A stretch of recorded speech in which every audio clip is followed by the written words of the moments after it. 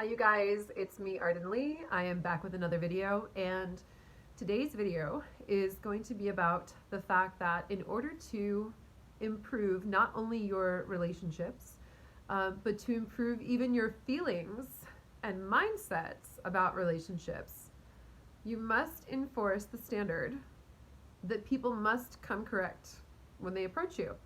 And I'm going to get into what I mean by that. What do I mean by someone must come correct when they approach you? What that means is that in order for someone to meet your standards and pass the you must be this tall to ride sign, someone needs to be in their integrity. And in order for someone to be in their integrity, that means that when they're approaching you, hoping to embark upon some sort of romantic or sexual endeavor escapade with you, they need to be in alignment with their truth for whatever kind of container you're creating. Now, specifically, I guess, when I talk about that, what do I mean, right? Well, for one, they need to be in integrity with their relationship agreements, right? If they have other relationships that are going on, then those relationships need to be set up already to allow for whatever container that they're creating with you. That also means that they need to inform you of any other relationship agreements that they have, or just whatever their situation is. Hey, I don't necessarily believe that people need to disclose up front whether they're available for monogamy. I think that's something that we shouldn't assume right before asking. But it does mean that they need to be truthful with you about where they're at, even if that's just like, hey, I have other relationships that go on, or maybe like I see other people, but there's no agreement that I have that I would be breaking by being with you here right now. So if you need to know more, let me know, but that's what I got, right? That's fine. The reason that I put so much importance on this is not just because, are we being complicit in someone cheating or what have you, and I have my opinions on that. And I think that, personally, I don't think that I don't think that being complicit in allowing someone else to cheat on their partner with you is necessarily a good idea. But I also don't believe that we're responsible for other people's relationships either. So, and there's a lot of gray area between someone who, is actively intending to split up a relationship that looks happy for all intents and purposes versus someone who experiences something where there is someone who is a chronic cheater, and if it wasn't going to be them, there was going to be someone else anyway. So I don't put a whole ton of, whether I put moral judgments on those things or not, is actually, it's comparatively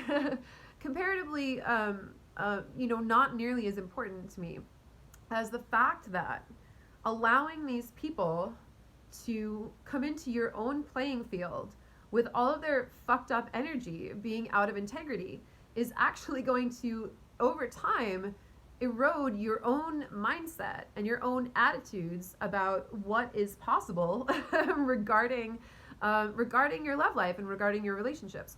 So an example of this, perhaps, is when I was living back in New York.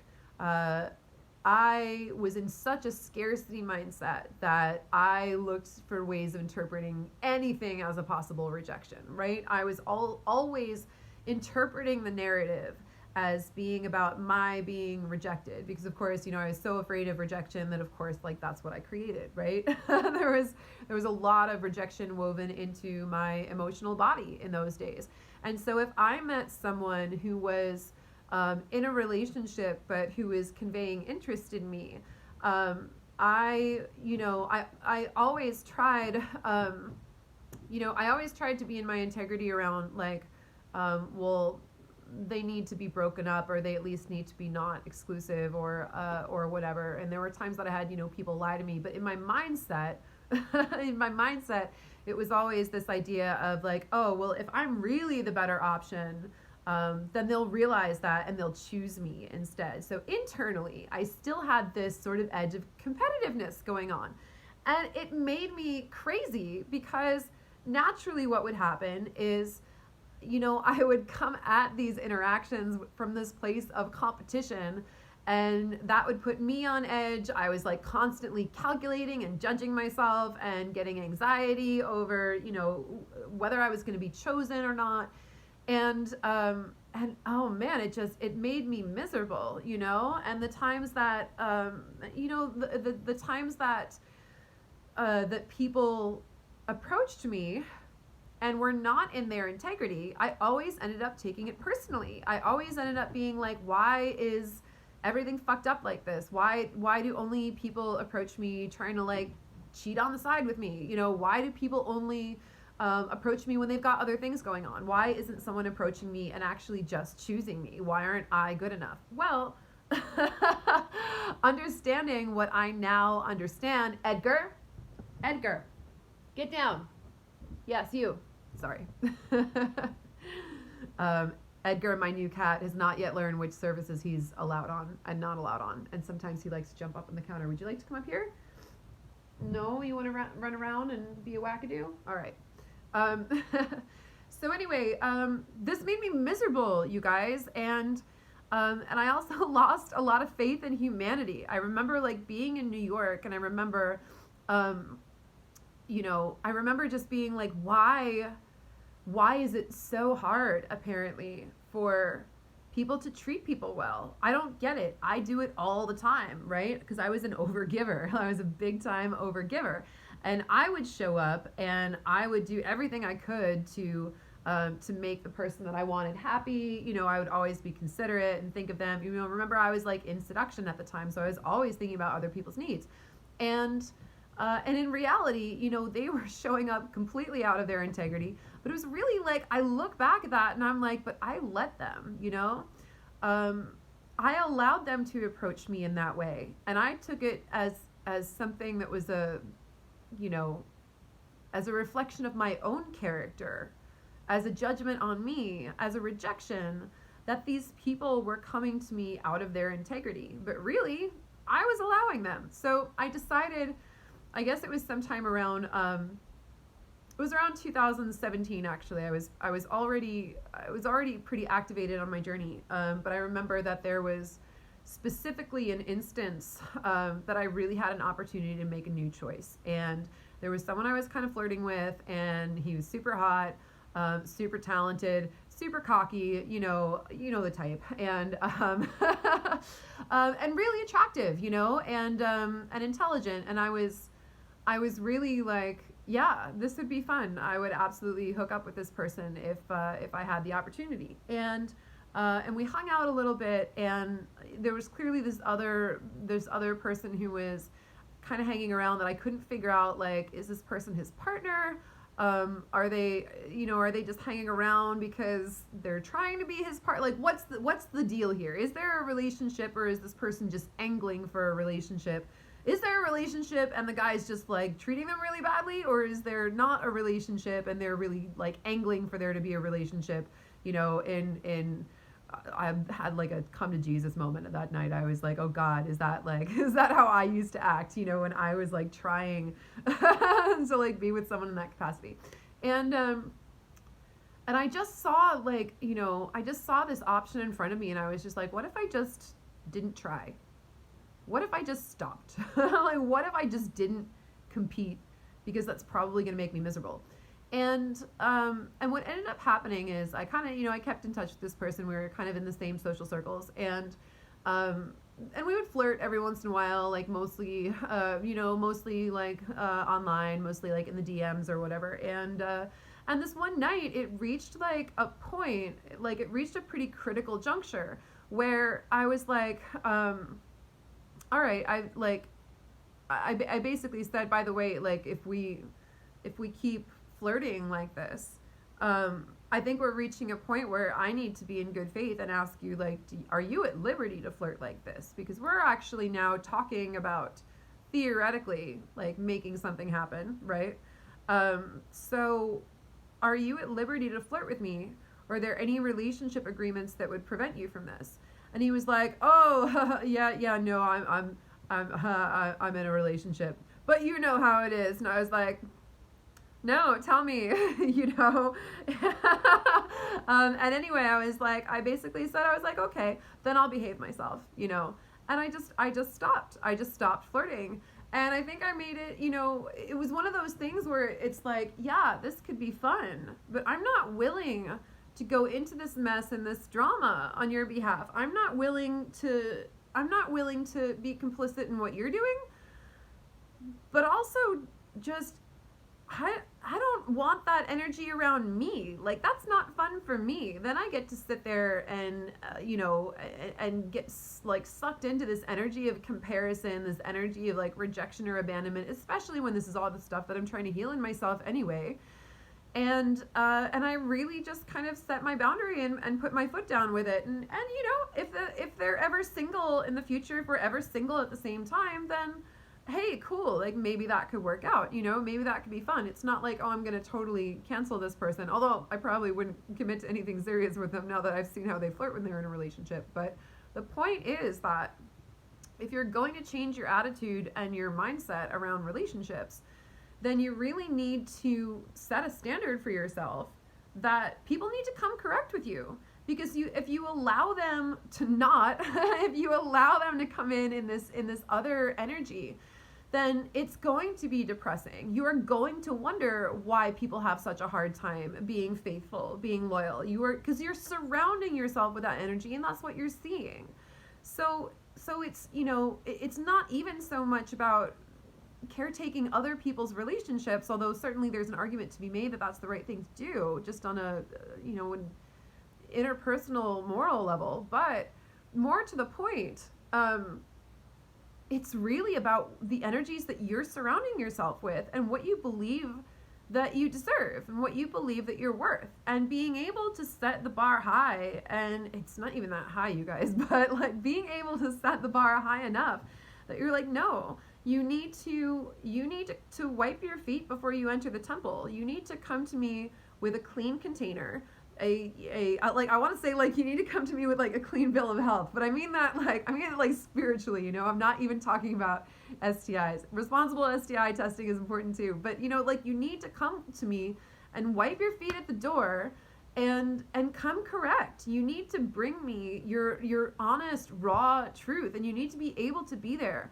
And I don't want to hide from anyone. I don't want to be hidden from anyone. I don't want anything that's going to get in the way of the integrity of what we're creating together. Why would I want that?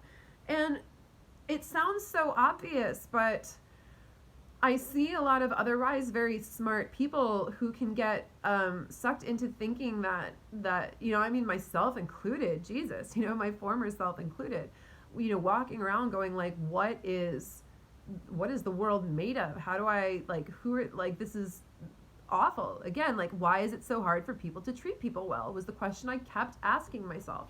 And the reason for that is that what we focus on increases, and what we focus on we end up getting and seeing more of. And yes, when you raise that bar and you raise your standards and you say, all right, you know, for this is what I'm going to put up with and no less, then yeah, you will have some lag time and you will have a bit of a void there, because people will be moving out from your life and it'll be a while potentially before more people move in. But it's worth it. It's worth it, because once you do that, the universe will always rise to meet you. The higher you raise your standards, the longer it may take, but it will happen. I guarantee you. And once you start to see more and more of that energy around you, once you start to focus more on the people you know who are creating healthy relationships, once you have friends around you who are creating the kinds of relationships that you want, once you're finding people who are living their lives in the way that you find acceptable, you guys, there are 8 billion people on the planet. So of course, if we're stuck in a certain sector, in a certain cluster of people who are all, you know, accustomed to behaving in these toxic manners because they're all in the same group of people that promotes that, then of course it's going to be very depressing for us. So we're going to want to find those spaces where people live by our similar by similar values, you know, by similar um, similar meanings, similar definitions of what it means to be in integrity and having the value of being in integrity in the first place. And when you raise your standards and you say, nope, you must be this tall to ride, and I'm not going to do this with you if you're not, because I know that I'm worth more than that, then absolutely that will start to rise up to meet you, and you'll start to see more and more of that. And then this idea of, oh, where do you find people who treat people well, or whatever, just kind of disappears, because soon you're surrounded by people who treat people well, and it'll probably be friendships first before it's relationships, because you'll start to see, you know, friendships tend to feel, in most cases, emotionally lower stakes to us than relationships do, because relationships are where we have like all of our really deep wounding, you know, typically. Yes, we can have wounding in our friendships too, but they tend to be, there tends to be less scarcity around friendships than there is around relationships typically. And so it typically will start with your friendships, because those are a little bit lower stakes and they're easier to create. And you'll start to see more and more people of integrity around you, more people who you have friendships with who they, in their relationships, are behaving toward their partners with integrity. And you'll just start to see more and more and more of it. And your world will start to shift, and it won't seem so awful out there anymore, and it won't seem so desperate. And soon you'll notice people who are also showing up in integrity for you. And then soon it'll be easy to create the kind of relationships that you want to create. So, so the most important thing that you can do if you're in this space is to raise your standards and ensure that people are coming correct with you when they come to you. Because if they're not, it's going to depress you.